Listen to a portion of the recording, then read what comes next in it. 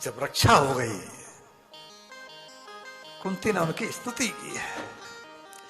विपदे संतुन शाश्वतः तत्र तत्र जगत गुरो भवतो दर्शनम यस्तात् पुनर्भव दर्शनम।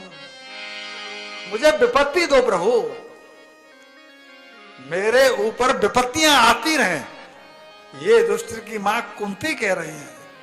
कोई विपत्ति मांगता है क्या? लेकिन ये मांग दे। बुआ पूछा, बुआ मुझसे कुछ और मांगो ना, मैं तो आपका भतीजा हूं, विपत्ति क्यों मांग रही हो?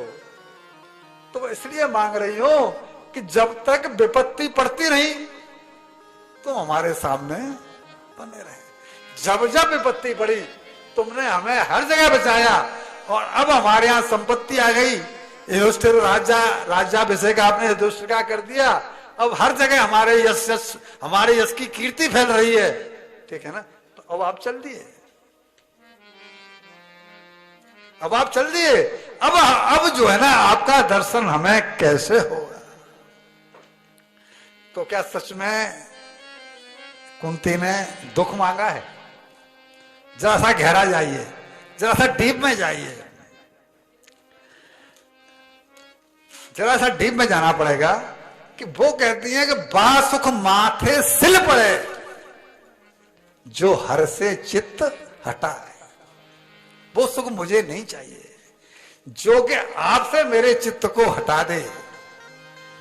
भैया जी सच्चाई तो यही है कि उन्होंने भी सुख ही मांगा है। अब इस बात को सिद्ध करने के लिए हमें 2-3 आपको उदाहरण देने हैं। तो उन्होंने सुख ही मांगा है, लेकिन इनको सुख मिलता है श्री कृष्ण का सुमिरन बने रहने में। सुमिरन बने रहे, इसीलिए तो वो कह रही हैं कि आप सामने होते हो सिमरन बना रहता है। इनका सुख इसमें है, जबकि गोपियों का सुख मिलता है किसमें? श्री कृष्ण के विरह में। गोपियों को सुख मिलता है श्री कृष्ण के विरह में। कितनी दूर थी वहां से? वृंदावन से मथुरा कितनी दूर थी? 10-12 किलोमीटर दूर। वो क्यों नहीं चली गई? बोला हमें तो जो विरह अग्नि में जलते हुए सुख आता है मिलता है, वो सामने कृष्ण के होते हुए उतना सुख नहीं मिला। जो सुख है अश्रु बहाने में, वह सुख नहीं कहीं जमाने में। और अश्रु तभी बहेंगे जबकि हृदय जरा सा भगवत प्रेम से गीला हो। और जिनका गोपियों का हृदय भगवत प्रेम से गीला था, इसलिए स्थिति ये थी। तो वो कहते हैं हम तो हमारे सामने कृष्ण है, हमें तो इसी में सुख मिलता है। रामचरितमानस में जाइए, शत्रुपा जी ने क्या मांगा है? उनका सुख किसमें है? सोई सुख, सोई गत, सोई भगत, सोई निज चरण स्नेह, सोई विवेक, सोई रहन, प्रभु हमें कृपा कर दे। कौन सा सुख? जो आप अपने निज भक्तों को देते हैं। राम कथा में ये सब प्रसंग हमने सुनाए थे, अब वो प्रसंग बस ये प्रसंग सुना रहे हैं। तो वही सुख दे हमें जो आप अपने निज भक्तों को देते हैं। और वो भी कैसे? विवेक के साथ। विवेक की व्याख्या भी की, अगर विवेक नहीं है तो सुख आप ले ही नहीं सकते। वो ही कह रहे हैं, वो भी विवेक के साथ, प्रेमी भक्तों वाला। दुख भी मिले, अगर दुख भी दो तो वो प्रेमी भक्तों वाला, जैसे कि गोपियों ने सहा है लेकिन फिर भी आंसू बहाए हैं और कह रही हैं जो सुख है अश्रु बहाने में, वह सुख नहीं कहीं जमाने। साथ ही राम जी का उनको चरणों का प्रेम भी मिला। यानी सबकी डिमांड है आखिर में सुख की। हम जहां आए हैं तो आए हैं सुख के लिए ही। हम पैसा कमाते हैं तो कमाते हैं सुख के लिए ही। अंतर केवल इतना हो जाता है कि यहां से जो कमा के ले जाएंगे वो आत्मिक सुख देगा, और वो जो पैसा कमाते हैं वो केवल सुख नहीं सुविधा देता है। उन जिन सुविधाओं को हमने सुख मान लिया है वो सुख नहीं है, वो सुविधाएं है। तो जब भगवान द्वारा रक्षित इस परीक्षित का जन्म हुआ, ईशेना जीवित पुनः उस बालक का जन्म हुआ, तो उसका नाम रखा गया परीक्षित। क्योंकि ये इतने दिव्यात्मा रहे कि इनको भगवान का दर्शन गर्भ में ही हो गया। तो जिस किसी को भी देखते थे उसको बार बार देखते थे कि ये वही तो नहीं है जो मैंने गर्भ में जिनका दर्शन किया, तो इनका नाम रख दिया गया परीक्षित। परीक्षित का जन्म हुआ तो परीक्षित अब तो चक्रवर्ती सम्राट है। उन्होंने जो है अपनी दोनों मुट्ठियां खोल दी, अपनी दोनों मुट्ठियां खोल दी, धन खूब लुटाया। क्यों? कि जब आनंद आता है तो कृपण भी उदार हो जाता है। क्या हुआ है? वह पोता हुआ है, पोता हुआ है तो कृपण भी उदार हो जाता है।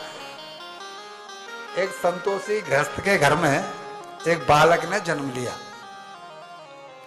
तो वो इतना प्रसन्न हुआ कि मेरे घर में पुत्र जन्म हुआ है, तो घर की वो पैसा उसने लुटाया, जेवर लुटाया, और जब वो भी खत्म हो गया तो उसने बर्तन भाड़े लुटाना शुरू कर दिए। किस बेस पर? तो वो जो देने वाला वो अपने आप देगा, संतोषी है ना, देने वाला अपने आप देगा। तो राकेश प्रभु जी जैसा कोई चतुर खड़ा हुआ तो बोला कि भाई तू क्या कर रहा है रे? बोला क्या हुआ? बोला तेरे घर में तो पहले से ही कुछ ज्यादा नहीं था, अब बेटा आया है तो ये कुछ खाएगा पिया के नहीं, सबको लुटा देगा, तो ये क्या खाएगा? तो वो कहता है कि ये भी तो अपना भाग्य कुछ लेकर आया होगा कि नहीं आया। क्या आप ऐसा मानते हैं कि कोई बच्चा जब पैदा होता है तो अपना भाग्य लेके नहीं आता?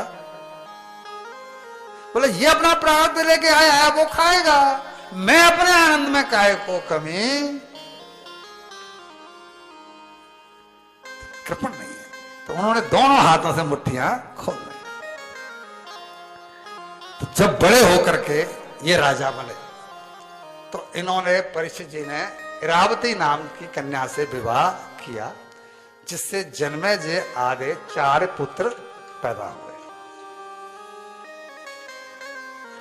एक बार ये दिग्विजय करने के लिए निकले हुए थे, तो इन्होंने रास्ते में एक शूद्र राजा को गांच धर्म दुधिधा नाम भृशम शूद्र पदाहता, एक गाय और बैल को ठोकरों से एक शूद्र राजा मार रहा था अपने पैरों की ठोकरों से। ये गाय थी पृथ्वी, पृथ्वी जो है गाय का रूप धारण करके आई हुई थी, और धर्म बैल का रूप धारण करके आया हुआ था।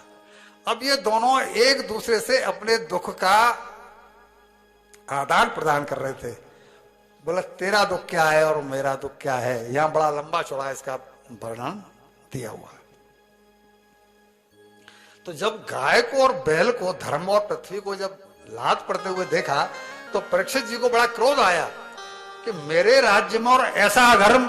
यहाँ एक बात ध्यान रखना कि ये कलयुग का शुरुआत होने को है, अब यानी द्वापर का एंड चल रहा है और कलयुग का अभी पूरी तरह से प्रवेश नहीं हुआ है।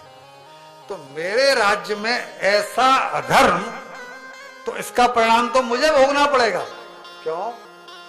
कि जासु राज प्रिय प्रजा दुखारी, सो नृप अवस नरक अधिकारी।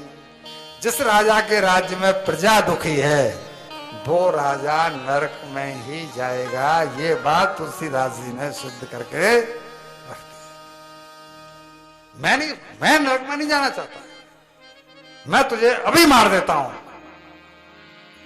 तो ये चरणों में गिर पड़ा परीक्षित जी के में, और गिर करके बोला राजन मैं कलयुग हूं, मैं कलयुग हूं और आप मुझे इसलिए मार नहीं सकते। क्यों? द्वापर का इस समय एंड चल रहा है, कुछ ही समय का द्वापर है।